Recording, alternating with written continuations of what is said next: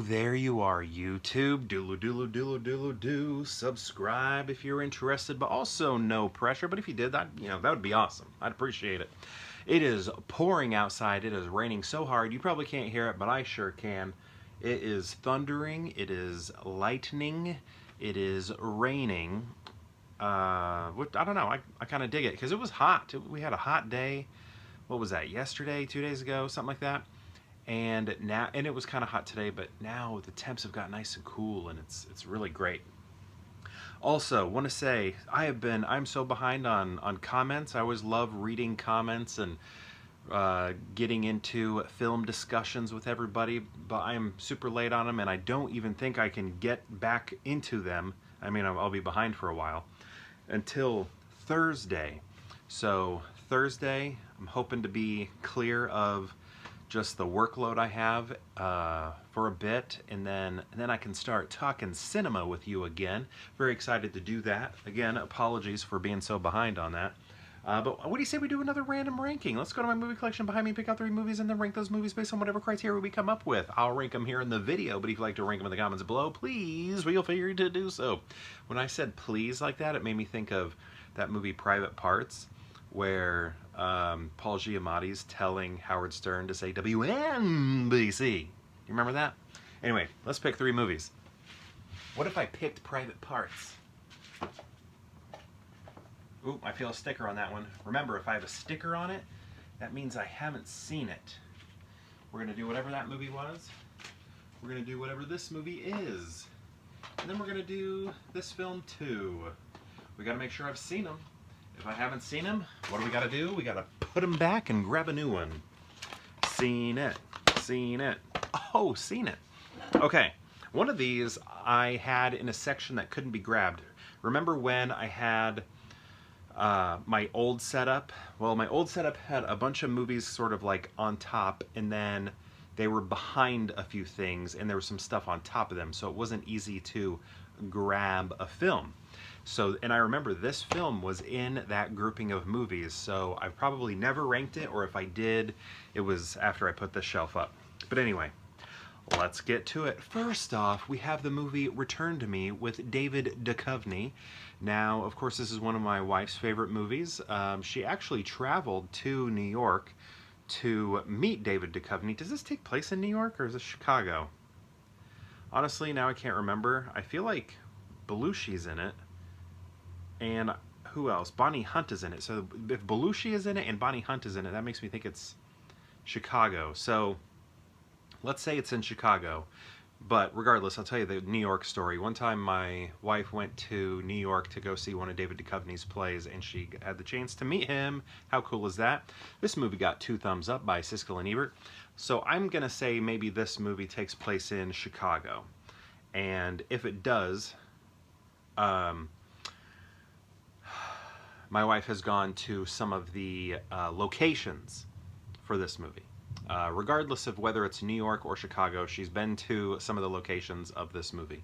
But yeah, I like this. It's kind of like a sad story. I mean, it's kind of mystical or supernatural in a way, or like what do you call it? Like serendipitous or something. Sort of like coincidental, but like the universe making things happen and pull together in a specific way. Can I just tell you what the plot is? I might give some of this away because it's interesting. So David Duchovny's married. He has a wife. She dies. She's an organ donor, and then her heart goes to Minnie Driver over here, and they happen to meet later. And then eventually they find out that Minnie Driver's heart is his what's the polite way to say dead wife? His dead wife's heart. And then he falls in love with Minnie Driver, and it's like weird because he's like, and when he's with her, it's like he's with his dead wife. There's got to be a nice term for it, and I can't think of it. And he's with Minnie Driver, so I don't know. It's a really sweet story. It's sad. It's heartfelt. It's all of those things. It's also really funny. Jim Belushi, he's funny in it. Next off, we have. This is probably one of my. Let's discount let's take The Departed out of the equation, and then I'm going to say Pain and Gain is probably my favorite Mark Wahlberg movie. I like this movie a lot. Maybe my favorite Dwayne Johnson movie. I'm trying to think if I like anything else of his. This is Michael Bay. Michael Bay knows how to direct a movie. I'm not saying I love all of his movies, but some of his movies are fantastic. I mean, really the only ones I'm not that into are some of the later Transformers movies, and some of those I didn't even see, but I think I only saw 1, 2, 3, and Bumblebee. But yeah, this is good. And also, I think we're missing a major player here. Like, where's Anthony Mackie? This is like a trio, but we're only given the duo. This is a problem. This is just like with the Ghostbusters, where they left Ernie Hudson off the cover. They've left Captain America, Falcon, off the cover here. Anthony Mackie should be on the cover here. But that's very upsetting, because they're a trio. They're a trio. And maybe he wasn't as famous. Like, maybe after this, when we got to this movie, he only had maybe the Hurt Locker under his belt, in terms of, like, you know, people like starting to recognize him and see him and be like, hey, I think I know that guy. But yeah, Anthony Mackie, why aren't you on the cover? It probably has something to do with, like, you know, contracts and stuff. But I don't even remember this person in the movie, so she made it. And her name's not on there. Who is that? Is that Amber Heard? Ed Harris is in this. I don't know who that is. I think that might be Amber Heard. Anyway, it says outrageously entertaining. I agree. This is like a true crime story, but told in a very, what's the word, like frenetic, high energy sort of way, with comedy and stuff. Always liked it. Next we have Bubba Ho-Tep. Now this is the movie that was stuck in that section up there, so I could never rank it. Has the slip, has the slip, has the slip. One of my buddies in college showed this to me, and really, I enjoyed it. I thought it was good. I mean, you know what I mean? Like, when I say it's good, it's like good for, like, the type of movie it is, right? I thought it was fun, interesting. Like, this type of movie was not the type I would normally watch. Like, Bruce Campbell was not really on my radar. When my friend, like, kind of introduced me to Bruce Campbell, like, I just didn't know his types of movies, really. So, like, I was like, this is weird. This is, like, low-budget crap, right, in terms of, like, production value, but everything else surrounding it makes it entertaining and fun. And Ossie Davis is great. I thought he was funny. And then, you know, like the Bubba Ho-Tep, you know, the musical score was cool, because it's kind of like a country western sort of stuff. Yeah, this is a hilarious hybrid horror film. And I get that.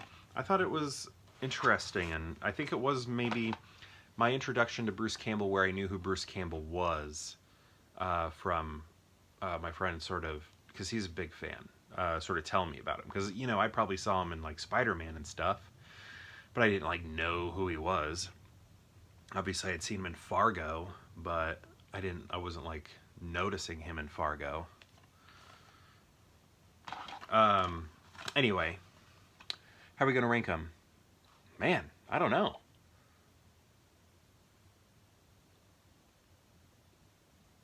You know, I might rank him like this.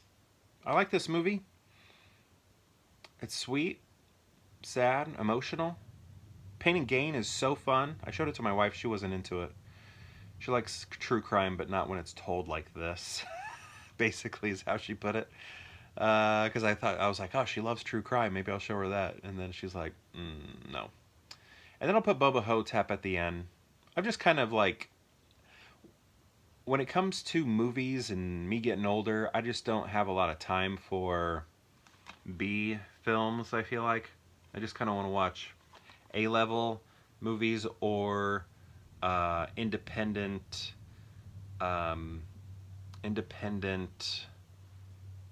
awards season films, or yeah, stuff like that. I don't know, whatever this is. I just don't think I have the time for it anymore, that type of film. But anyway, I think this is my ranking. But I like all three of these. So Return to Me, then Pain and Gain, and then Bubba Ho-Tep. But my question to you is, have you seen these films, these three right here? And if so, what do you think of them? And if you've seen all three, how would you rank them? I'd love to know. Let me know in the comments below, and perhaps we'll see you tomorrow for more pure hangout.